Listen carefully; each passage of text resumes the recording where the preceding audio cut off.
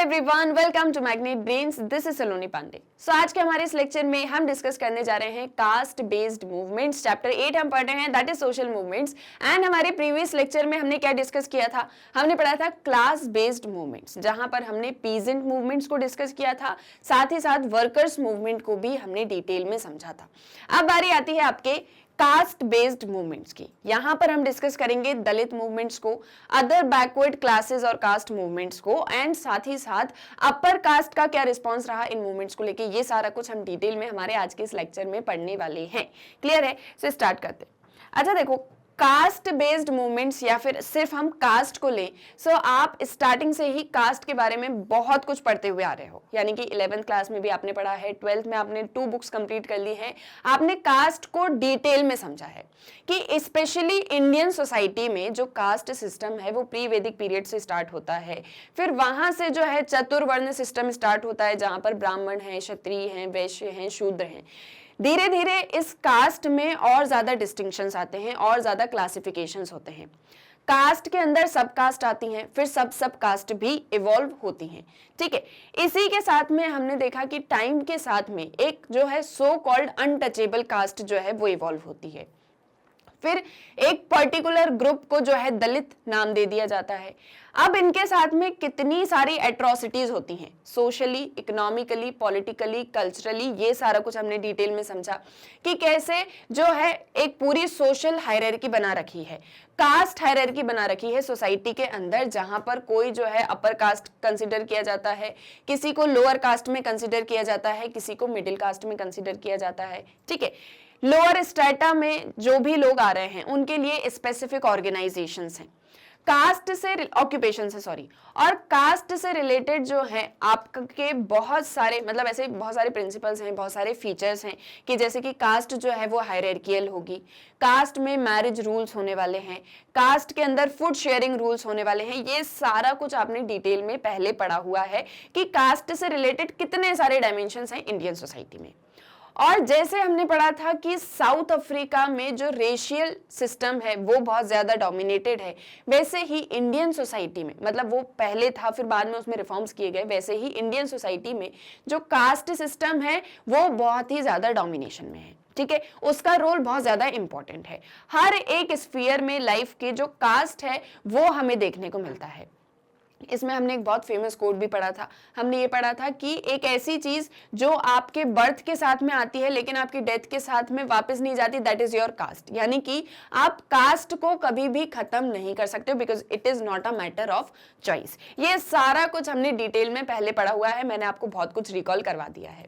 अब ये जो कास्ट बेस्ड एट्रोसिटीज हुई हैं पीपल के साथ में, स्पेशली जिन्हें लोअर स्ट्रेटा में कंसिडर किया जाता था, उन सभी ने अपने साथ हो रहे इस एक्सप्लॉइटेशन के लिए, इन एट्रोसिटीज के अगेंस्ट में जो है वो आवाज उठाते हैं और अपने राइट्स के लिए फाइट करते हैं, जिसके लिए ढेर सारी कास्ट बेस्ड मूवमेंट्स होती हैं। क्लियर है? सो ये सारा कुछ हम यहाँ पर पढ़ने वाले हैं और सबसे पहले हम डिस्कस करेंगे दलित मूवमेंट्स को। Okay, so the social movements of Dalit show a particular character. The movements can not be explained is satisfactorily by reference to economic exploitation alone or political oppression, although these dimensions are important. अब यहाँ पर ये एक चीज कही जा रही है कि जो सोशल मूवमेंट्स हैं जो कि दलित से रिलेटेड हैं, ठीक है, आराम से समझिएगा हर एक कॉन्सेप्ट को। सो जो सोशल मूवमेंट्स दलित से रिलेटेड है उनका अपना एक पर्टिकुलर कैरेक्टर है। जैसे कि आपने ट्राइबल मूवमेंट्स के बारे में पढ़ा है, आपने पीजेंट मूवमेंट पढ़ लिया, वर्कर मूवमेंट पढ़ लिया, वुमेन्स मूवमेंट भी हमने पढ़े हुए हैं। ये सारे मूवमेंट्स हम पहले भी डिस्कस कर चुके हैं, कास्ट बेस्ड मूवमेंट्स को भी हम पहले डिस्कस कर चुके हैं, लेकिन यहां पर हम सोशल मूवमेंट्स के अंदर दलित मूवमेंट्स को स्टडी कर रहे हैं। सो वो ये एक चीज कहना चाह रहे हैं कि ये जो दलित्स का पूरा पर्सपेक्टिव है सोशल मूवमेंट्स के अंदर, उसका अपना ही एक पर्टिकुलर कैरेक्टर है। हम उसको सिर्फ इस तरह से डिफाइन नहीं कर सकते हैं, ये एक्सप्लेन नहीं कर सकते हैं कि इकोनॉमिक एक्सप्लॉइटेशन हुआ इसीलिए दलित मूवमेंट हो रहा है, पॉलिटिकल ऑपरेशन हुआ इसीलिए दलित मूवमेंट हो रहा है। नहीं, सिर्फ और सिर्फ यही कारण नहीं है, लेकिन ये दोनों उतने ही ज्यादा इंपॉर्टेंट है जितने ज्यादा बाकी अदर फैक्टर्स हैं। सो किस तरह का एक्सप्लॉइटेशन हुआ है? सोशल एक्सप्लॉइटेशन हुआ है, ठीक है, फिर इकोनॉमिक एक्सप्लॉइटेशन हुआ है, पॉलिटिकल एक्सप्लॉइटेशन हुआ है, कल्चरल एक्सप्लॉइटेशन हुआ है और भी ढेर सारे डायमेंशंस हैं।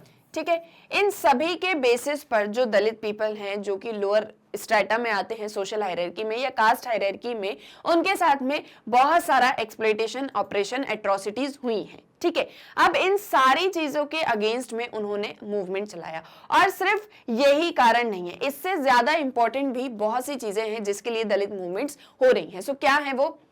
This is a struggle for recognition as fellow human beings. This is one of the important point कि यहाँ पर जो स्ट्रगल है, जो दलित पीपल का स्ट्रगल है, that is for recognition. Recognition यहाँ पर सबसे ज्यादा इंपॉर्टेंट है। ठीक है, recognition as fellow human being. Just suppose ये पर्सन है, ये पर्सन है, ये भी एक पर्सन है और ये भी एक पर्सन है। ठीक है, ये जो सी पर्सन है ये दलित कैटेगरी से बिलोंग करता है। ठीक है, सो कॉल्ड दलित है ये वाला पर्सन, इसको माना जा रहा है कि ये दलित है, ये लोअर स्ट्रेटा में आता है। कहां पर? सोशल हायरार्की में, कास्ट हायरार्की में। और ये जो है इसी के साथ के लोग हैं, या फिर जैसे सपोज ये चारों स्टूडेंट्स हैं, एक ही क्लास में पढ़ते हैं, लेकिन इसके साथ में कुछ अलग सा ट्रीटमेंट होता है रादर देन दीज। ठीक है, यानी ए, बी और डी ये जो स्टूडेंट्स हैं इनके साथ में बहुत ही अलग बिहेवियर हो रहा है, रिस्पेक्टेबल बिहेवियर है। और ये जो पर्सन है क्योंकि ये दलित है तो इसके साथ में अच्छे से इसको अच्छे से ट्रीट नहीं किया जा रहा है, इसके साथ में एक तरीके से बहुत सारे अत्याचार किए जा रहे हैं। सो क्योंकि सभी साथ के हैं, सभी साथ की ह्यूमन बींग्स है ना, फेलो ह्यूमन बींग्स है, लेकिन डिफरेंट ट्रीटमेंट हो रहा है। ठीक है, और डिफरेंटली इन्हें रिकॉग्नाइज किया जा रहा है। हम रिकॉग्नाइज कर रहे हैं कि ये जो पर्सन है ये दलित है, इसकी आइडेंटिटी ही अलग है। सो हम क्या चाहते हैं, ये स्ट्रगल क्या है कि हमें भी जैसे हमारे फेलो ह्यूमन बींग्स को रिकॉग्नाइज किया जा रहा है वैसे हमें भी रिकॉग्नाइज किया जाए। इसी के साथ में it is a struggle for self confidence and a space for self determination. Note करते चलेंगे हम इन सारे पॉइंट्स को जो भी हम यहां पर पढ़ रहे हैं कि सबसे पहले it is a struggle for recognition as fellow human beings. सबसे पहले हमने ये वाला पॉइंट देखा, रिकॉग्निशन। सेकंड पॉइंट हमने देखा self confidence and self determination. अभी हम इसको डिटेल में समझने वाले हैं। Self determination. सो देखो ये किस तरह का स्ट्रगल है, सेल्फ कॉन्फिडेंस और सेल्फ डिटर्मिनेशन के लिए, कि हमें जिस तरह से अभी तक ट्रीट किया गया है, सो हमारे अंदर एक ये आइडेंटिटी मतलब ऑटोमेटिकली डेवलप हो चुकी है कि हम जो है दलित पीपल हैं, हम लोअर कास्ट के हैं, सो हम लोअर स्ट्रेटा में आएंगे। सो एक जो कॉन्फिडेंस है वो हमारे अंदर नहीं आ पाता, हम आगे खुद से भी नहीं बढ़ पा रहे हैं क्योंकि हमारी एक ऐसी आइडेंटिटी सोसाइटी के अंदर क्रिएट कर दी गई है। So we want our self confidence, हमें सेल्फ डिटर्मिनेशन चाहिए। ठीक है, इन सारी चीजों का स्ट्रगल है। सिर्फ इसलिए नहीं कि हमारे साथ में एक्सप्लॉइटेशन हुआ इसलिए हम दलित मूवमेंट चला रहे हैं कि अब एक्सप्लॉइटेशन ना हो। हमें सिर्फ और सिर्फ एक्सप्लॉइटेशन को खत्म नहीं करना है, बल्कि हमें रिकॉग्निशन चाहिए, हमें हमारी सेल्फ रिस्पेक्ट चाहिए, हमें हमारी सेल्फ आइडेंटिटी बिल्डअप करनी है। ठीक है, it is a struggle for abolishment of stigmatization that untouchability implied. अब एक और चीज क्या है कि जो स्टिग्मेटाइजेशन किया गया है हमारे साथ में, जो कि अनटचेबिलिटी ने किया है। हमने क्या देखा अनटचेबिलिटी में कि आप कि सिर्फ और सिर्फ ऐसा नहीं कि आपके टच से ही कोई पर्सन पॉल्यूटेड हो जाएगा, लेकिन साथ ही साथ अगर आप उस जगह पर मतलब किसी एक जगह पर जहां पर अपर कास्ट के पीपल इकट्ठे हुए हैं, अगर आप वहां पर प्रेजेंट भी हो तो आपके प्रेजेंस से भी वो पर्सन जो है वो पॉल्यूटेड हो जाएगा। कास्ट सिस्टम पूरा किस एक चीज पर बेस्ड है? प्यूरिटी एंड पॉल्यूशन के नोशन पर।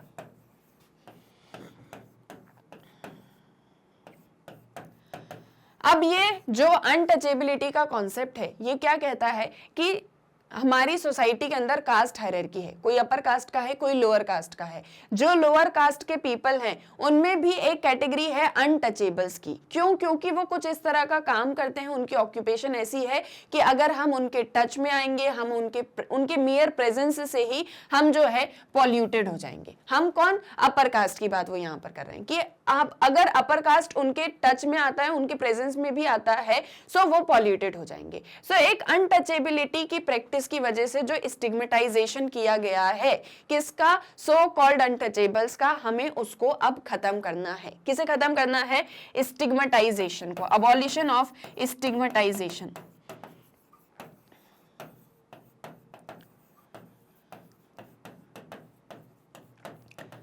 जैसे हमने पहले भी स्टडी किया हुआ है कि स्टिग्मा बना दिया जाता है सोसाइटी में कि ये जो है ये लोअर कास्ट से बिलोंग करते हैं, ये सो कॉल्ड अनटचेबल्स हैं, सो हमें इनके साथ में नहीं रहना है। जैसे हमने बहुत सारी प्रैक्टिसेस इसमें देखी कि जहां पर जो है अपर कास्ट रहते थे वहां से लोअर कास्ट के पीपल निकल भी नहीं सकते उस जगह से, वो वहां पर प्रेजेंट भी नहीं हो सकते हैं। जिस कुएं से अपर कास्ट के पीपल पानी भरते हैं उस कुएं से अनटचेबल्स जो हैं वो पानी भी नहीं ले सकते हैं, और अगर वो ऐसा करेंगे सो उन्हें सीवियर पनिशमेंट्स दी जाएगी, ठीक है, और उनको एक्सक्लूड कर दिया जाएगा। ये आपने चैप्टर 5 में पढ़ा था जब आपने एक्सक्लूजन पढ़ा था, social exclusion and social discrimination. वहां पर हमने अनटचेबिलिटी के कॉन्सेप्ट को बहुत अच्छे से स्टडी किया था, जहां पर ये स्टिग्मेटाइजेशन का प्रोसेस भी हमने पढ़ा था, ठीक है, जहां पर हमने देखा कि किस तरह से जो है एक पूरी ऐसे टेंडेंसी बना दी जाती है कि ये अनटचेबल्स हैं और आपको इनके साथ में नहीं रहना है, इनका मेयर प्रेजेंस भी नहीं होना चाहिए। So it is a struggle for all these things, it has been called as a struggle to be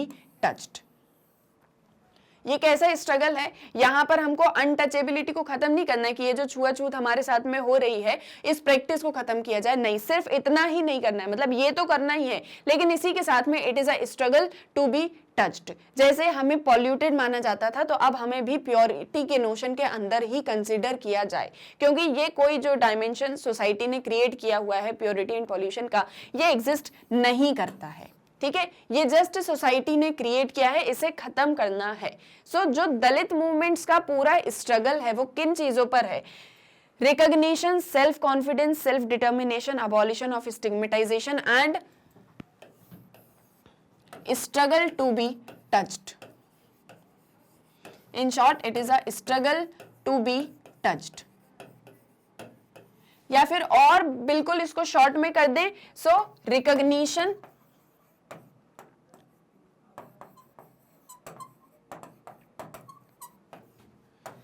self respect, identity.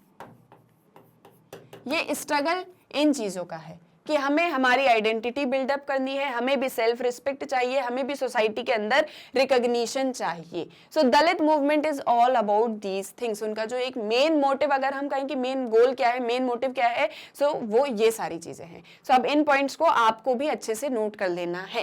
Clear है, आए यहां तक समझ में? Then the word Dalit is commonly used in Marathi, Hindi, Gujarati and many other Indian languages, meaning the poor and oppressed persons। अभी तक हमने क्या डिस्कस किया कि सोशल मूवमेंट्स के अंदर जो दलित पर्सपेक्टिव है उसका अपना एक पर्टिकुलर कैरेक्टर है। क्लियर है? और ये जो सारा स्ट्रगल है ये किस एक चीज का है? So recognition, self respect, identity, dignity, इन सारी चीजों का ये एक स्ट्रगल है। इसमें हम social exploitation, economic exploitation, political operation, cultural exploitation, इन सारी चीजों को कंसीडर कर रहे हैं। अब ये जो वर्ड है दलित, ठीक है, ये कहां से यूज हुआ, कहां से स्टार्ट होता है यूज होना, और ये कॉमन कहां था? तो मराठी लैंग्वेज में, हिंदी लैंग्वेज में, गुजराती लैंग्वेज में और बहुत सारे डिफरेंट लैंग्वेजेस के अंदर ये वर्ड बहुत कॉमन था। इसका मतलब क्या है? पुअर एंड ऑप्रेस्ड पर्सन, जो गरीब है उनके, जिनके साथ में बहुत सारे अत्याचार, एट्रोसिटीज हुए हैं, जिनके साथ में ऑपरेशन हुआ है, ठीक है, उनके लिए ये वर्ड दलित यूज किया जाता था। अब इसके बारे में हमने पहले भी पढ़ा कि कैसे ये जो वर्ड है ये इवॉल्व होता है, यानी कि ये वर्ड को किस तरह से कॉइन किया जाता है। It was first used in the new context in Marathi by neo-Buddhist activists, the followers of Baba Saheb Ambedkar in the early 1970s। 1970s के टाइम में जो बाबा साहेब अंबेडकर के फॉलोअर्स थे, जिन्हें हम न्यू बुद्धिस्ट एक्टिविस्ट कह रहे हैं, उन्होंने इस वर्ड को सबसे पहले मराठी में यूज किया था। और ऐसे ही बहुत सारी ऑर्गेनाइजेशंस भी एस्टैब्लिश हुई थी। ये भी सारा कुछ आपने वहां पर चैप्टर 5 में पढ़ा था। कौन सी बुक में? इंडियन सोसाइटी के अंदर, ठीक है। Now it refers to those who have been broken, ground down by those above them in a deliberate way। So ये जो दलित वर्ड है इसका मीनिंग आपको समझ में आया, जो कि पुअर है, जो कि ऑप्रेस्ड पर्सन्स है। और इस वर्ड का एक और मीनिंग भी है, it refers to those who have been broken, वो सभी जिनको जो है मतलब अपर कास्ट के पीपल ने नीचे दबाया है और उनके साथ में बहुत सारे अत्याचार हुए हैं। There is in the word itself inherent denial of pollution, karma and justified caste hierarchy। अब ये वर्ड से ही हमको समझ में आ रहा है कि इसके अंदर हम पॉल्यूशन की बात कर रहे हैं, हम कर्मा की बात कर रहे हैं, हम जस्टिफाइड कास्ट हायरार्की की बात कर रहे हैं। यानी कि इस टर्म से ही समझ में आता है कि हमारे यहाँ पर कास्ट हायरार्की थी, जहां पर जो है लोअर स्ट्रेटा के पीपल के लिए ये वर्ड यूज किया गया और इस वर्ड का मीनिंग है poor and the oppressed persons. Clear है? Then there has not been a single unified Dalit movement in the country now or in the past। अब अगर हम दलित मूवमेंट्स की बात करें सो आज भी और आज से पहले भी, यानी पास्ट में भी और प्रेजेंट में भी, कोई भी सिंगल यूनिफाइड दलित मूवमेंट हमारी कंट्री के अंदर नहीं हुआ है। ठीक है, कोई भी सिंगल यूनिफाइड दलित मूवमेंट नहीं हुआ है, यानी कि जहां पर सारे दलित जो है आपस में, जितने भी पूरी कंट्री में जितने भी दलित रहते हो वो सभी आपस में साथ में आए हो और उनका अपना पर्टिकुलर मोटिव हो और उसके लिए उन्होंने फाइट की है। ऐसा कोई भी मूवमेंट नहीं है, सिंगल और यूनिफाइड मूवमेंट नहीं है, बल्कि different movements have highlighted different issues related to Dalits around different ideologies. Different movements हुए हैं, डिफरेंट रीजन्स में हुए हैं और डिफरेंट इश्यूज को हाईलाइट किया गया है, लेकिन सारे इश्यूज जो थे वो दलित से ही रिलेटेड थे और ये डिफरेंट आइडियोलॉजीज के अराउंड ही रिवॉल्व करते रहते थे। जैसे फॉर एग्जांपल, जस्ट सपोज ये पूरी इंडिया कंट्री है, इस रीजन में कुछ डिफरेंट दलित मूवमेंट हुआ, इस रीजन में डिफरेंट, इस रीजन में डिफरेंट और इस रीजन में डिफरेंट हुआ। ठीक है, ये 4 रीजन्स हैं। अब डिफरेंट आइडियोलॉजीज के अंदर कहीं पर कोई डिफरेंट आइडियोलॉजी परसिस्ट करी थी, कहीं पर जैसे मान लीजिए कम्युनिस्ट आइडियोलॉजी थी, कहीं पे सोशलिस्ट आइडियोलॉजी थी, कहीं पर लिबरल आइडियोलॉजी थी, कहीं पे मतलब डिफरेंट आइडियोलॉजीज के अंदर डिफरेंट दलित मूवमेंट हुए। इश्यूज भी डिफरेंट थे, बट एक ही चीज कॉमन थी कि ये सारे जो हैं दलित से ही रिलेटेड थे। जैसे फॉर एग्जांपल, जस्ट सपोज यहाँ पर जो मूवमेंट हो रहा था दलित के लिए वो उनके इकोनॉमिक एक्सप्लॉइटेशन से रिलेटेड था, यहाँ जो हो रहा था वो पॉलिटिकल एक्सप्लॉइटेशन से रिलेटेड था, यहाँ जो था वो सोशल एक्सप्लॉइटेशन या रिकॉग्निशन से रिलेटेड था। यानी सारे मूवमेंट्स हो तो दलित के ही लिए रहे थे, लेकिन डिफरेंट रीजन्स में डिफरेंटली हो रहे थे। However, all of them assert a Dalit identity, though the meaning may not be identical or precise for everyone। सभी मूवमेंट्स के अंदर दलित आइडेंटिटी को ही असर्ट किया जा रहा था, बस थोड़ा सा ये डिफरेंस था कि वो हर एक पर्सन के लिए इक्वल नहीं था। जैसे फॉर एग्जांपल, जस्ट सपोज ये जो ए रीजन है, यहाँ पर सोशली किसी तरह का कोई एक्सप्लॉइटेशन नहीं होता है, कोई ऑपरेशन नहीं होता है दलित्स के साथ में, लेकिन इकोनॉमिक एक्सप्लॉइटेशन होता है।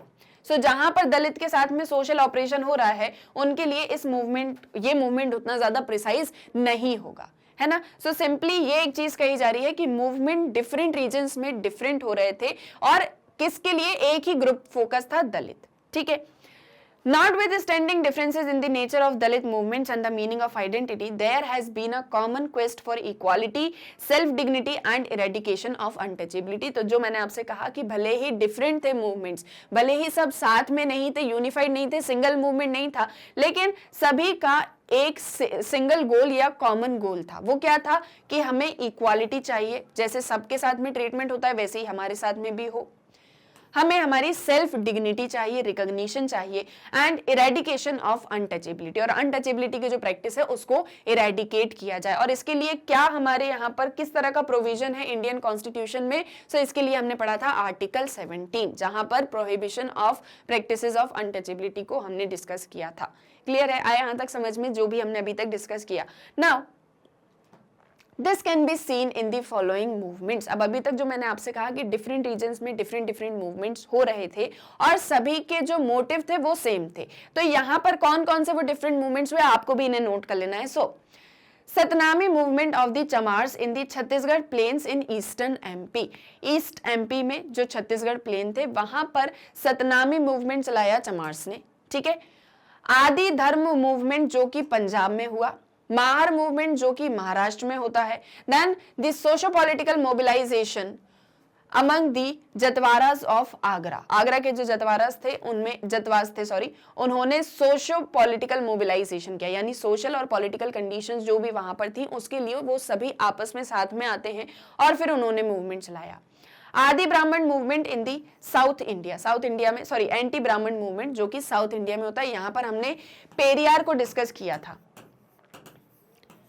पेरियार से रिलेटेड एक बार मैंने आपको ये चीज एक्सप्लेन करी थी कि किस तरह से जो उन्होंने मंदिर में उनको एंट्री नहीं दी जाती है और जो भी उनकी कास्ट से रिलेटेड लोग होते थे उनको मंदिरों में एंट्री नहीं दी जाती थी, तो उन्होंने उस चीज के लिए सेल्फ रिस्पेक्ट मूवमेंट भी चलाया, टेम्पल एंट्री मूवमेंट भी चलाया और साथ ही साथ एंटी ब्राह्मण मूवमेंट भी। ब्राह्मण्स का जो है वर्चस्व बहुत ज्यादा था साउथ इंडिया में स्पेशली, सो वो क्या करते थे, बहुत ज्यादा ऑपरेशन एक्सप्लॉइटेशन करते थे दलित के साथ में, अनटचेबल्स के साथ में।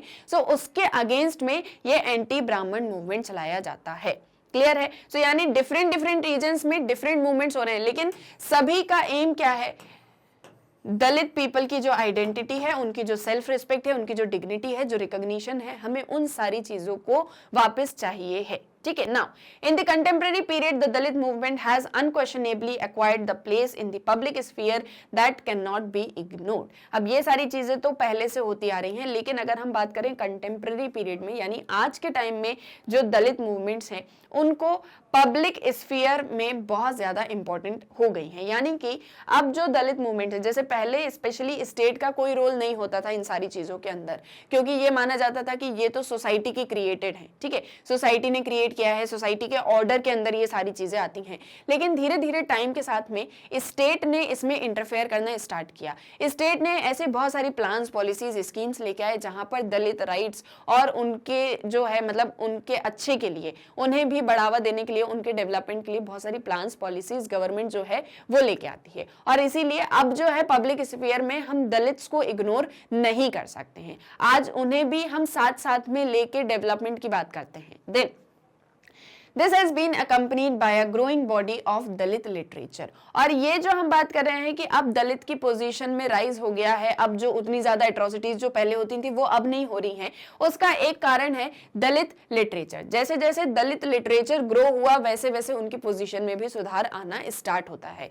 क्या था दलित लिटरेचर के अंदर? It is squarely opposed to the chaturvarna system and the caste hierarchy which it considers as responsible for crushing the creativity and very existence of lower caste। Dalit literature में ये एक चीज कही गई है कि हम चतुर्वर्ण सिस्टम जो है उसको पूरी तरह से अपोज करते हैं। चतुर्वर्ण सिस्टम जिसमें आपके ब्राह्मण हैं, क्षत्रिय हैं, वैश्य एंड शूद्र।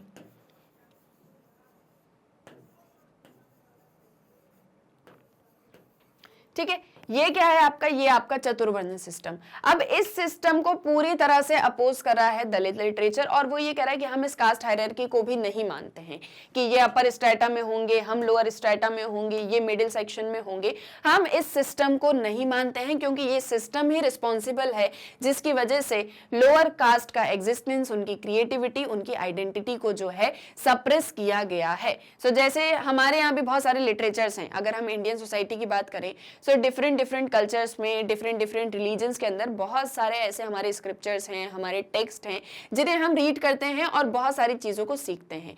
वैसे ही दलित्स ने अपनी आइडेंटिटी या फिर अपनी पोजीशन को इंप्रूव करने के लिए दलित लिटरेचर लिखना स्टार्ट किया। उसमें उन्होंने इन सारी चीजों को क्रिटिसाइज किया जो उनकी पोजीशन को डाउनवर्ड दिखाते थे।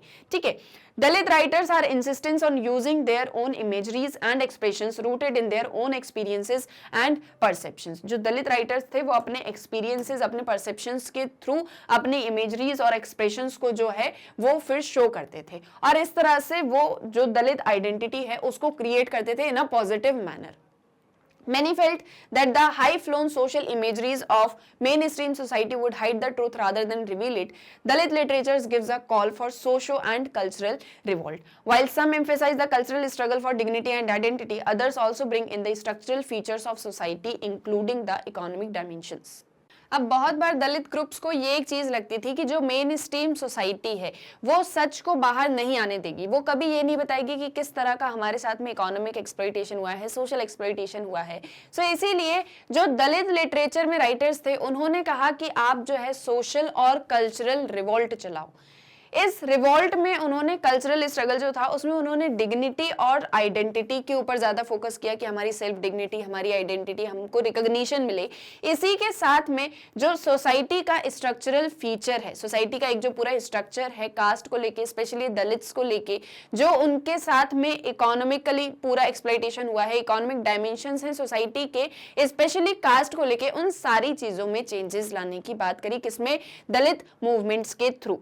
क्लियर है? आया यहां तक समझ में कि दलित मूवमेंट्स का क्या, एक तो सबसे पहली चीज मेन गोल क्या था, मेन एम क्या था, क्यों वो ये सारी चीजें कर रहे थे, और इसके बाद में उनका मोटिव क्या रहा, क्या चीजों के लिए उन्होंने फाइट किया, किस तरह से उन्होंने फाइट किया, कैसे उनकी पोजीशन में जो है चेंज आता है। स्पेशली अगर हम देखें सो जो कॉलोनियल पीरियड में ब्रिटिशर्स थे उन्होंने किस तरह से कास्ट के अंदर इंटरफेयर करके कास्ट सिस्टम को और ज्यादा रिजिड कर दिया था।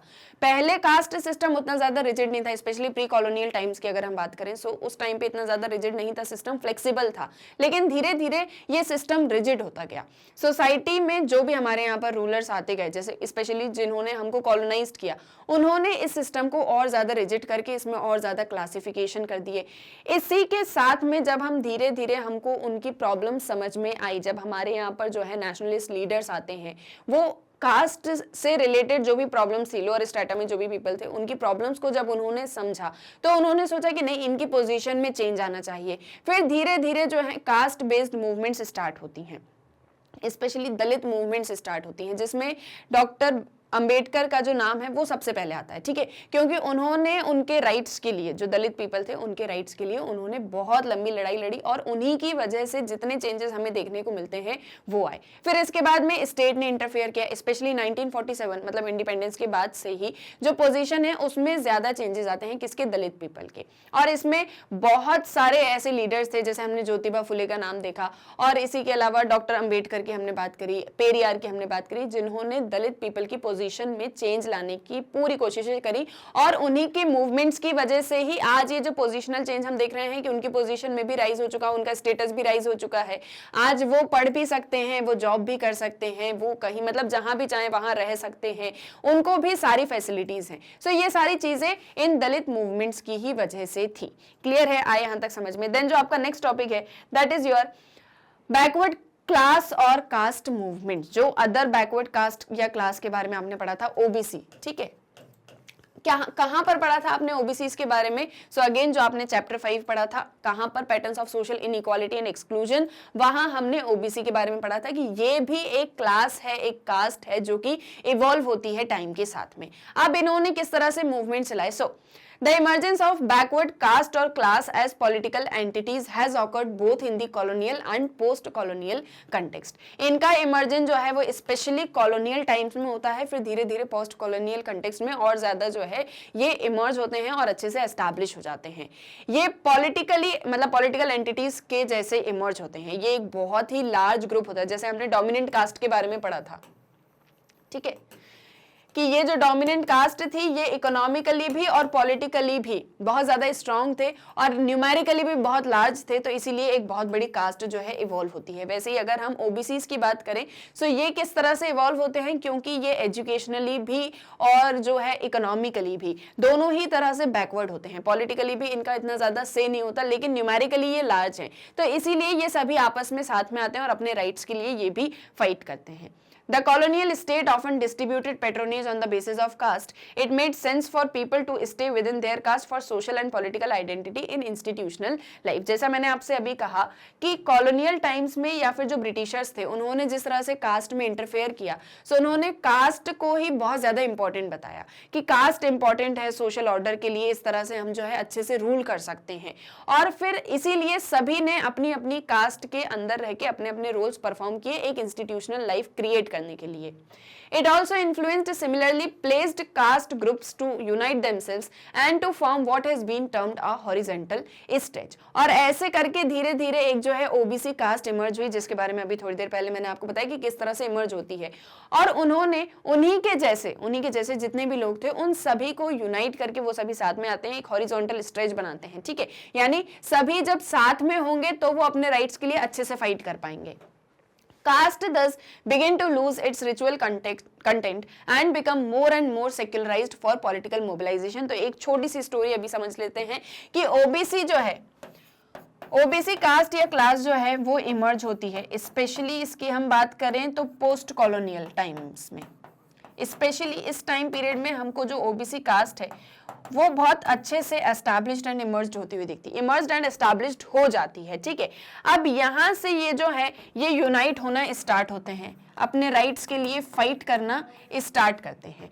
एंड इसी बीच में जो कास्ट है, जैसे हमने अपर कास्ट में भी पढ़ा था कि जैसे जैसे अपर कास्ट के पीपल इकोनॉमिकली एजुकेशनली जो है सफिशिएंट होते हैं, वैसे वैसे कास्ट उनके लिए डिसअपियर होती जाती है। ये एक चीज हमने डिस्कस करी थी। यहाँ पर जो कास्ट का एक रिचुअल कंटेंट था, जो एक कल्चरली कास्ट पूरी एस्टैब्लिश्ड थी कि ये अपर कास्ट है, ये नॉर्म्स होंगे, ये सारे फीचर्स होने वाले, इन प्रिंसिपल्स के थ्रू कास्ट सिस्टम रन होगा, वो सारी चीजें कहीं ना कहीं लूज होती जा रही हैं। और कास्ट का एक सेक्युलराइज्ड फॉर्म जो है वो हमें देखने को मिल रहा है। सेक्युलराइज्ड इन द सेंस कि हम धीरे धीरे टाइम के साथ में हम इस कास्ट सिस्टम में बहुत सारे रिफॉर्म्स करते हैं। और ये जो हमारा कास्ट सिस्टम है, हम जैसे ओबीसी हैं, ओबीसी ने पॉलिटिकल मोबिलाइजेशन किया, सेक्युलराइजेशन फॉर पॉलिटिकल मोबिलाइजेशन। उन्होंने कहा कि हमारे जैसे जितने भी कास्ट के पीपल हैं वो सभी एक हैं, हम सभी इक्वल हैं, हम सभी को साथ में आना है। जब हम सभी साथ में आएंगे, हमारे पास में पावर होगी तो हम अपने राइट्स के लिए फाइट कर पाएंगे। सो उन्होंने सभी साथ में आते हैं, पॉलिटिकली मोबिलाइज होते हैं और अपने राइट्स के लिए वो भी मूवमेंट्स चलाते हैं। The term backward classes has been in use in different parts of the country since the late 19th century। late 19th century से ही ये जो टर्म है बैकवर्ड क्लासेस, ये हमें यूज में देखने को मिलता है। और स्पेशली जब हमने देखा कि कॉन्स्टिट्यूशन अडॉप्ट किया गया है, कॉन्स्टिट्यूशन फ्रेम किया गया, तब जो है इनको socially and economically backward classes इस तरह से SEBC के नाम से कॉन्स्टिट्यूशन के अंदर इन्हें कंसिडर किया गया, ठीक है। लेकिन अगर टर्म की बात करें बैकवर्ड क्लासेस की, सो ये लेट 19th सेंचुरी से ही डिफरेंट पार्ट्स में कंट्री के यूज किया जाता है। It began to be used more widely in Madras Presidency since 1872, in the princely state of Mysore since 1918 and in the Bombay Presidency since 1925। Clear है कि कब कहां पर किस तरह से इस वर्ड को यूज किया गया, किस टाइम पीरियड में। From the 1920s, a number of organizations united around the issue of caste sprang up in different parts of the country. These include United Provinces Hindu Backward Classes League, all India backward classes federation, all India backward classes league. So 1920 से बहुत सारी organisation, बहुत सारी federation जो है वो सामने आती हैं डिफरेंट पार्ट्स में से कंट्री के, और वो ये जो कास्ट से रिलेटेड जितने भी ऑपरेशंस हैं, एक्सप्लॉइटेशन है, इसके खिलाफ आवाज उठाती हैं। जैसे इसमें हमने डिस्कस किया United provinces Hindu backward classes league, all India backward classes federation, all India backward classes league. 1954 तक आते आते करीब 88 ऑर्गेनाइजेशंस थी जो बैकवर्ड क्लासेस के लिए काम कर रही थी। क्लियर है। सो हम जो डिस्कस कर रहे हैं बैकवर्ड क्लासेस की मूवमेंट को, सो किस तरह से जो है ये बैकवर्ड क्लासेस के लिए ढेर सारी ऑर्गेनाइजेशंस बनती हैं और ये सभी आपस में साथ में आते हैं, अपने राइट्स के लिए फाइट करते हैं। अब यहाँ हम ज्यादा डिटेल में इसलिए नहीं जा रहे हैं कि किस तरह से बैकवर्ड क्लासेस ने मूवमेंट चलाई, कौन कौन सी मूवमेंट चलाई, क्योंकि ऑलरेडी हम इन्हें डिस्कस कर चुके हैं इन मूवमेंट्स को। या फिर यहाँ पर हम जो दलित मूवमेंट पढ़ रहे हैं, हम यहाँ पर जो है अदर बैकवर्ड क्लासेस मूवमेंट पढ़ रहे हैं कि इनका सोसाइटी में कितनी ज्यादा इंपॉर्टेंस रही है, इन्हें हम सोशल मूवमेंट्स के अंदर डिस्कस कर रहे हैं, ठीक है। हम स्पेशल मतलब अलग से पर्टिकुलरली इन मूवमेंट्स को प्रीवियस चैप्टर्स में डिस्कस कर चुके हैं, यहां पर हम इन्हें सोशल मूवमेंट्स के अंदर कंसीडर कर रहे हैं। Now the upper cast response. अब ये जो मूवमेंट्स हो रही थी, दलित मूवमेंट हो गई, ओबीसी मूवमेंट हो गई, इनको लेके अपर कास्ट का क्या रिस्पॉन्स रहा है। So the increasing visibility of both Dalit and the other backward classes has led to a feeling among sections of the upper caste that they are being given short shrift. अब जैसे जैसे ये एक चीज देखी जाती है, मतलब अपर कास्ट इस चीज को देखती है कि दलित और जो ओबीसी हैं उनका मतलब वो बहुत ज्यादा विजिबल हो रहे हैं, वो बहुत ज्यादा हाईलाइट हो रहे हैं, सब उन्हीं के राइट्स की, उन्हीं के अधिकारों की बात हो रही है। सो कहीं ना कहीं जो upper caste, so called upper caste section था, उसे एक शॉर्ट श्रिफ्ट अपने आप में महसूस हो रही थी कि हमको जो है बहुत कम आंका जा रहा है। The government they feel does not pay any heed to them because they are numerically not significant enough। अब यहाँ पर उन्हें ये एक चीज फील होती थी कि जो गवर्नमेंट है वो हमारे ऊपर ज्यादा ध्यान नहीं दे रही है, ठीक है। ये कौन फील कर रहे हैं? अपर कास्ट, क्योंकि उन्हें दिख रहा है कि बाकी अदर सेक्शंस जो हैं वो अपनी अपनी मूवमेंट चला रहे हैं, वो तो आगे बढ़ गए हैं, लेकिन कहीं ना कहीं अपर कास्ट यहाँ पर सप्रेस हो गया है। As a sociologist, we need to recognize that such a feeling does exist, and then we need to scrutinize to what extent such an impression is grounded on empirical facts. तो ये चीजें जो हम अभी तक पढ़ रहे हैं, ये सारी चीजें तो लिखी हुई हैं, लेकिन एज अ सोशोलॉजिस्ट हमें इस एक चीज को कंसिडर करने की जरूरत है कि क्या ये जो फीलिंग जो रिकॉग्नाइज की गई है by the upper cast section, क्या ये सच में है, क्या सच में उन्हें नीचे दबाया जा रहा है, क्या सच में उन्हें सप्रेस किया जा रहा है, किसे, अपर कास्ट सेक्शंस को, क्योंकि दलित और ओबीसी जो हैं वो आगे बढ़ रहे हैं, वो अपने राइट्स की बात कर रहे हैं।